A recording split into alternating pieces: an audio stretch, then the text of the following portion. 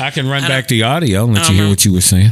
No, it ain't even that serious. Okay. Did we go over the? Well, this is not a part of my report. What? But did we go over the Dearly Departed from 2023? No, that was a separate list I wanted you to do. Oh, wait a minute. But you were talking about movies that had came out, that were coming out this year. Okay, but I was through with that. Okay.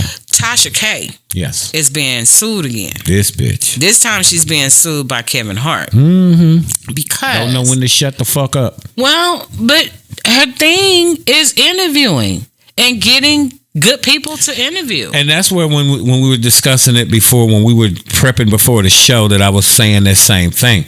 Now, you said that she brought the guy in from Kevin Hart. No, it's a female. Well, brought the female in. Mm-hmm. And like I said, too, Tasha just interviewing it. The person telling all the dirt. Look at Marjorie Harvey's husband who came on. Tasha just interviewing. Well, she clowned Cardi B, but the other people she just interviewed. It went a little further. Okay. She had Hart's former assistant, Miesha Shakes, on her show. Miesha accused... You said Jakes or Shakes? Shakes. Okay. Miesha accused Kevin of being a serial adulterer and I can believe that. A responsible gambler. He got short man's disease. So, according to the legal documents, he sent a cease and desist because his team found out about this interview before it was aired. Right. So he sent a cease and desist letter to Tasha, trying to keep this episode from being aired. Right. Well, allegedly, his team received communication saying that if he did not want this to be aired, that he could pay $250,000 and it would go away. That's what Tasha told him? That's what Tasha's people told her. Shit, I can go with that. So pay that $250,000, nigga. Kevin's lawsuit, my livelihood, is for defamation and extortion. He's saying that because they asked for this money in advance for this not to be showed, that was extortion. But I would have never asked for the money if your people hadn't sent me a letter. Well, I would have never brought you up. Well, social media is now clowning Tasha K. Okay. And saying that she not going to be satisfied till her butt is locked up somewhere. But she just interviewing somebody. They the one spilling the dirt. But she tried to extort money out of him. You sent me the letter. She tried. No. You sent me a cease and desist letter. That's not how that works. You sent me a cease and desist. I'll cease and desist. It's called negotiation. You don't want me to play the interview?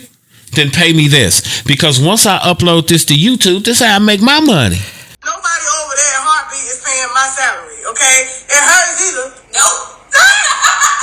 And when you don't pay, we have to get money by any means necessary. That is the moment that Kevin Hart and his attorneys refer to as particularly damning and say leaves no ambiguity that criminal extortion was Tasha K's intent. Tasha K interviewed Kevin's former assistant, Miesha Shakes, and before the interview was released, Kevin claims that he was contacted by someone on Tasha K's team, and they requested that he pay $250,000 to prevent the interview from being published. Kevin so I'm not making my money if I don't upload this damn show. I'm pretty sure his lawyers are a little bit smarter than you, Tasha negotiations, player. And I think his lawyers would not be frivolously filing a lawsuit that didn't apply. So we'll see what happens, because what she's done is the same thing that she did when Cardi B first filed Cardi B the was lawsuit. different. She was slandering and liable. What Tasha K did is she went to the courts and she attempted to file for bankruptcy. The judge denied her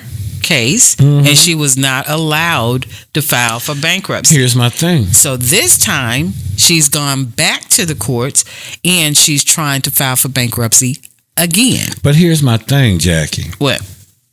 When she was talking about Cardi B, she was on there by herself. This here is an interview with another person that's telling you the dirt.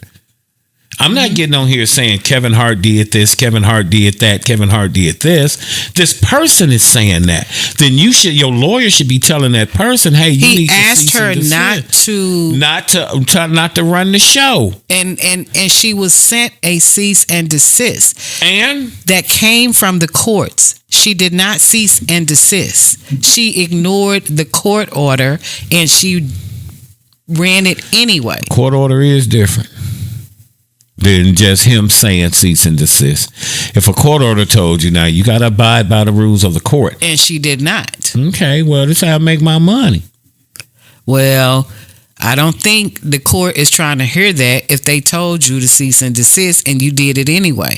That's exactly what happened with her going through that case with Cardi. She kept, throughout the case, there was things that she was told not to do. True. And she was doing it anyway. But she was a lone wolf.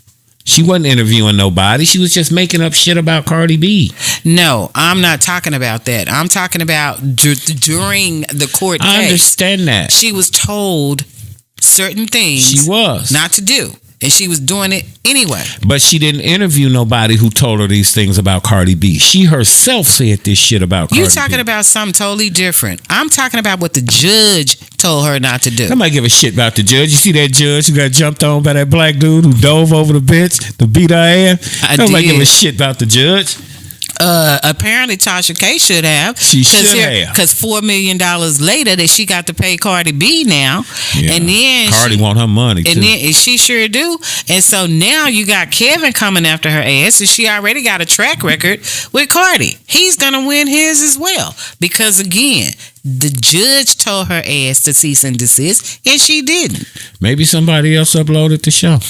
Whatever. It's in her name, so she gonna be responsible for it. Her husband gonna do just like he did the last time. Let her take all of that stuff. You said because it's in her name? It is in her name. PushGapRadios.com. It's the Jackie O Show.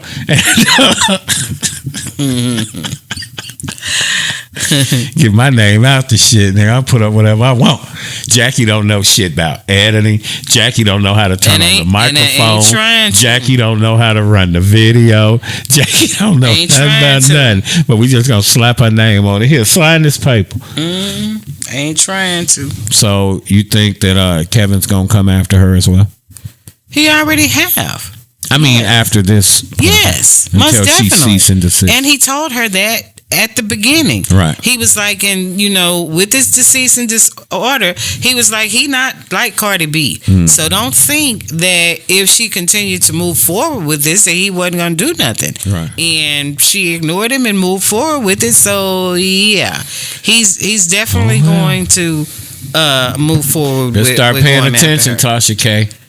She's just bound and determined to end up not being able. She's gonna probably end up in jail. Need to quit tugging on it.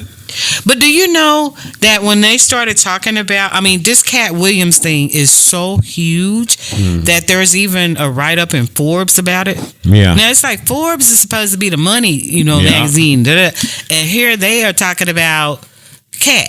Cat is the money. And allegedly, the Illuminati have also gotten involved as far as the speaking out. Okay. Media Takeout alleges that they received some communication from the Illuminati, allegedly, that they brought up they brought up Cat's previous charges that was brought up against him for this female. Cat Williams, he's so little. He did choke me out once, and we had like a whole little legal thing. And it was like at New Year's at Soho House. It was like a quick, and that moment got corrected and rectified through attorneys. How much he paid you for a choke? A lot of gifts. My booty. I had got my BBL. I had got a Porsche that day. Like a $65,000 cash gift. For a choke? Cat holds his own for who Cat is. I don't expect Cat to be like Shaq and then be like Cat. You know what I'm saying? Like, you feel me?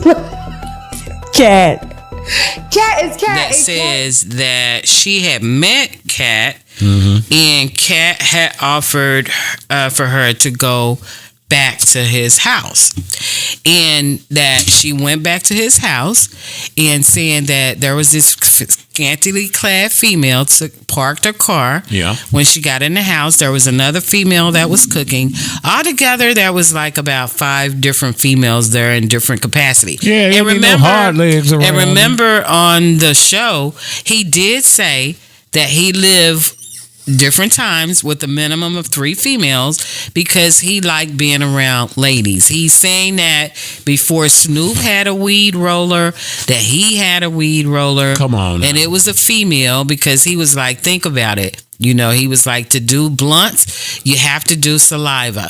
And he was like, and I didn't want a whole bunch of male saliva in me, who been so eating booty. He hired a female to be his blunt roller. He's like, and then with a cook, he's like, I don't want some hairy nut man scratching booty eating and you know, messing with my food. So he's like, he liked to be around a lot of females. African booty. That's what he said about having the silk pillowcases. He said, I don't like silk pillowcases, but bitches do. But anyway, so he said that she said that while she was they went to Kat's bedroom, and she said that they was, you know, having a good time and everything, but she needed to go use the restroom. Okay. And she said when she went to go use the restroom, Kat, that's when things changed and went downhill from there. She said Kat had a fit, and he was like, nobody uses his bathroom. And so guest room. And so at that point, he started hitting her. The female started beating on her, and so she was like, she was going in and out of consciousness. She was like, they would give her water and stuff to bring her back to bring her back to. So now Kat is Rick James, and then they would beat her some more, and she went to the file charges, and she also filed a lawsuit. However, he paid her. He settled and paid out of court. And so they wanted to make sure that this information got back out there again. So again, they sent this information to Media Takeout. Now, when all this happened? This happened 1997? And no, it was recent? 2000. Hold on. I don't believe none of that. I kind of vaguely remember hearing about it, but again, it went away so quickly that then if you got paid, what you complaining about? She's not. The Illuminati brought it back, sent it to Media Takeout, allegedly. Not her. She haven't said anything about it. That was part of the settlement, was for her not to say anything, and she haven't. Okay. She's not the one that did it. This was in April of 2014. Come on, man. Is when it happened. And her name... So the Illuminati still trying to shut Kat down? Well, yeah, because think about it. All the business that he was telling is their business. Yeah.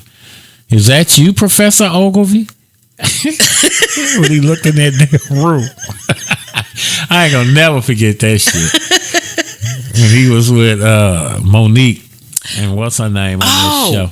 And I forget the most important part of the story. Yeah. She also claimed that she noticed a book about the Wiccan religion on a table in Kat's room. Okay. And for those that don't know, Wiccan is a religion influenced by pre-Christian beliefs and practices of Western Europe that affirms the existence of supernatural powers. Kat said he read 3,000 books. Such as magic. The man reads. And of both male and female deities who inhere in nature, and that emphasizes ritual observance of seasonal and life cycles. Many Christians believe that Wiccan traditions use black magic. At one point, Jamila tried to use, that's when she tried to use the bathroom, and then she's like, they were acting like they were of, you know, I guess under these spells or whatever. Right. But again, she hadn't spoken about it, so he must have settled her and paid her pretty good. Mm-hmm. But I would love to go see him in concert because, again, Friday, March 8th, Grand Prairie, Texas. Before all of this stuff, I mean, way back, years back, right? Cat has been my favorite comedian for like forever. Yeah. Between him and Bernie Mac, they were my 1 and 2. Mm-hmm. And then poor Bernie, God rest his soul, went away and left Cat by himself. Some comedians are funny to me, but for the most part, a lot of them are just not funny. Yeah, a lot of them. Like Kat said, you're a plant. So, and then he kind of mentioned Gary Owen a little bit, and then Gary's Gary crazy Owen, self. He didn't even know. He was like, he didn't understand. He's like, I had to go to social media to find out, is that a good thing or a bad thing that he said about me?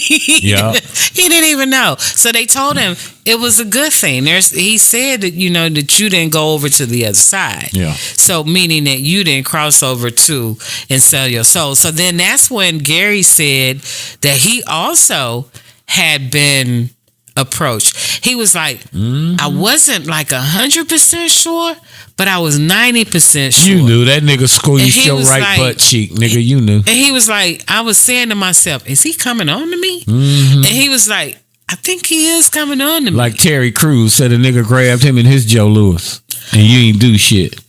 A lot of them have been approached. You liked it. And have been, I mean, it's just like, ew. It's so many. If you like this segment of the show, the Jackie O Entertainment Report, put down in the comments what you think about the topics Jackie O just covered. Don't forget, like, subscribe, and comment to pushgapradios.com. Also, click on another of our shorts and check out what we were talking about other topics. pushgapradios.com. Dallas, baby.